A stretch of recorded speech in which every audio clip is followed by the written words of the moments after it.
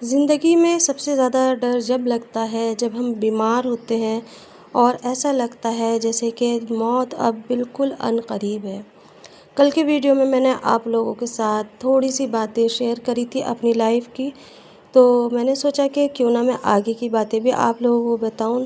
السلام علیکم مائی YouTube family, کیسے ہیں آپ سب؟ امید کرتی ہوں ٹھیک ہوں گے، میں بھی آپ سب کی دعاؤں کے ساتھ میں ٹھیک ہوں۔ تو جب میرا آپریشن ہوا نا تو میں اس وقت استغفار پڑھ رہی تھی، اور ڈاکٹروں نے بھی کہا کہ جس ٹائم میں بے ہوش تھی تو میرے لب ہل رہے تھے، کوشش کر رہے تھے جیسے کہ میں کچھ پڑھنا چاہ رہی ہوں، کیونکہ میں نے جب سے میں اجتماع سے آئی تھی اس کے بعد سے میں نے استغفار پڑھنا شروع کر دیا تھا، اور میں بس استغفار کرتی رہتی تھی، کیونکہ مجھے بہت زیادہ ڈر لگ رہا تھا کہ آپریشن میں پتہ نہیں میرا کیا ہوگا، میں بچوں گی بھی یا نہیں، کیونکہ رہ کے مجھے ان آپا جی کی ایک ہی بات یاد آ رہی تھی کہ اللہ کے ہاں منہ کیا دکھانا ہے، کیسے میں منہ دکھاؤں گی، اور میرے تو اعمال بہت زیادہ خراب ہے، میں تو نماز بھی نہیں پڑھتی تھی، میں تو قرآن بھی نہیں پڑھتی تھی۔ اب مجھے ڈر لگ رہا تھا کہ اللہ کے سامنے میں جاؤں گی تو میں کیا منہ دکھاؤں گی، اور بس یہی خوف تھا، اور اس کے ساتھ ساتھ میں رات اور دن پڑھ رہی تھی۔ کہتے ہیں نا، جب گلے پہ چھری رکھی جاتی ہے نا تو انسان توبہ ہی توبہ کرتا ہے، وہی حال میرا تھا۔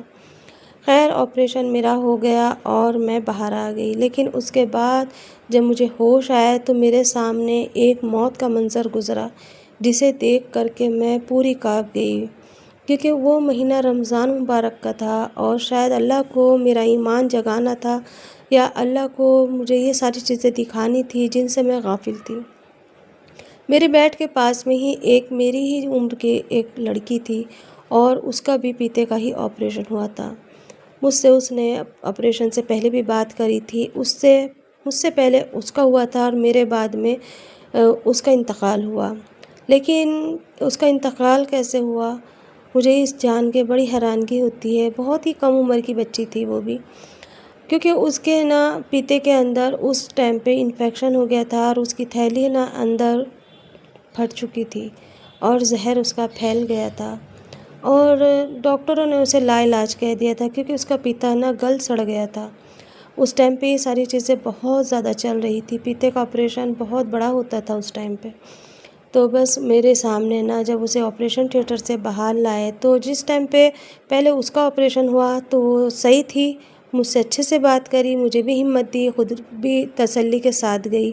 جب وہ وہاں سے آئی، پھر اس کے بعد میرا آپریشن ہونا تھا تو وہ بے ہوش تھی، تو میں جب وہاں سے آپریشن کر کے آئی تو اس ٹائم تک اس کا انتقال نہیں ہوا۔ شاید اللہ کو مجھے دکھانا تھا۔ جب میں ہوش میں آ گئی اچھی طریقے سے تو پھر میں نے رات میں دیکھا کہ وہ جھٹ پٹا رہی تھی، کیونکہ اس کے ہوش میں آنے کے بعد بھی وہ بہت پریشان تھی، اس کو بار بار انجیکشن لگائے جا رہے تھے، اور اس کی چیخ پکار ایک ہو رہی تھی۔ میرے یہ نہیں سمجھ میں آ رہا تھا، نہ ہی مجھے آج تک صحیح سے پتہ ہے کہ آخر اس کو ایسا کیا تھا، کیا ہوا تھا اس کے ساتھ۔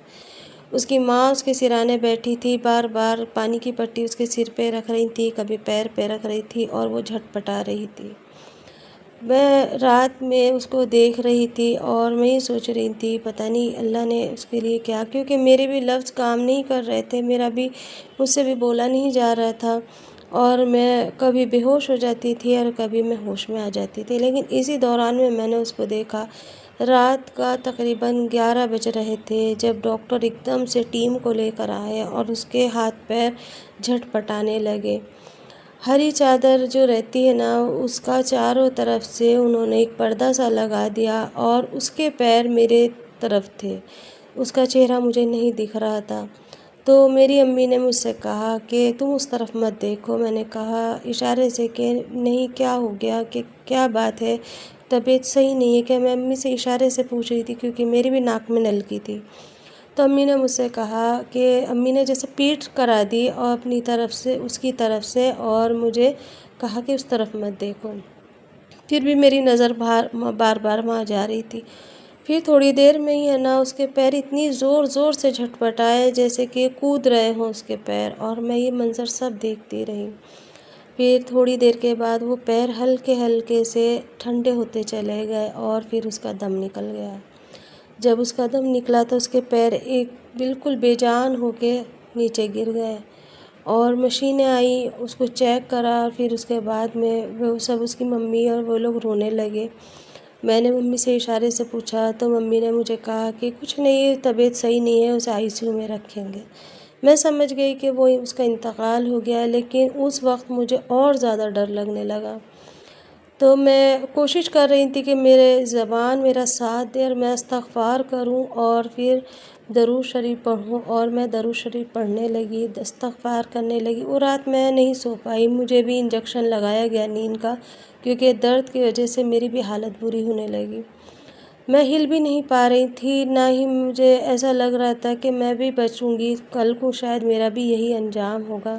اور میں اپنے آپ کو اس کے پاس محسوس کرنے لگی۔ پھر کیا تھا کہ بس تھوڑی دیر کے بعد میں مجھے ایسا محسوس ہوا کہ جیسے کہ میں بھی مر گئی ہوں اور میں اللہ کے بالکل نزدیک ہوں۔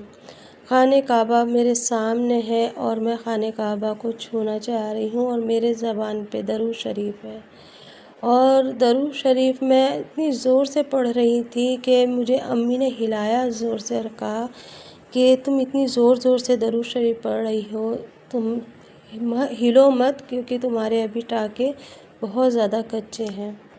اور میں نے امی سے کہا، امی میں مر چکی ہوں، مجھے مت پریشان کرو،